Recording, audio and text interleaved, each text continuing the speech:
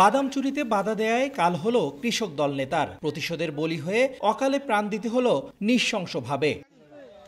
বৃহস্পতিবার রাতে এশার নামাজ পড়তে বাড়ি থেকে বের হওয়ার পর আর ফেরেনি মোবারক আলী। পরদিন তার ব্যবহৃত মোবাইল ফোন স্থানীয় মমিনুল ইসলামের বাড়ির পাশে ধান ক্ষেত থেকে উদ্ধার হয়। খোঁজাখুঁজির এক পর্যায়ে পার্শ্ববর্তী কলাবাগান থেকে মোবারকের মরদেহ উদ্ধার করে পুলিশ। স্বজনদের অভিযোগ, বাদাম চুরি করতে বাধা দেয়ায় দ্বন্দ্ব তৈরি হয় মমিনুলের সাথে। বাদাম চুরি করার বাধা দিচ্ছে, এটি হলো মূল উদ্যোগ।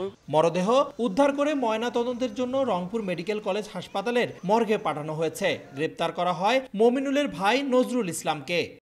এজার নামে 7 জন আসামি, তার মধ্যে একজনকে আমরা গ্রেপ্তার করছি, বাকিটা পলাতক। তদন্ত অব্যাহত, আইনগত ব্যবস্থা প্রক্রিয়া। মরদেহ উদ্ধারের পর উত্তেজিত গ্রামবাসী মমিনুলের বাড়িতে আগুন দেয়। নিহত মোবারক আলী টেপা মধুপুর ইউনিয়ন কৃষক দলের যুগ্ম আহ্বায়ক ছিলেন। রেদওয়ান হিমেল, সময় সংবাদ, রংপুর।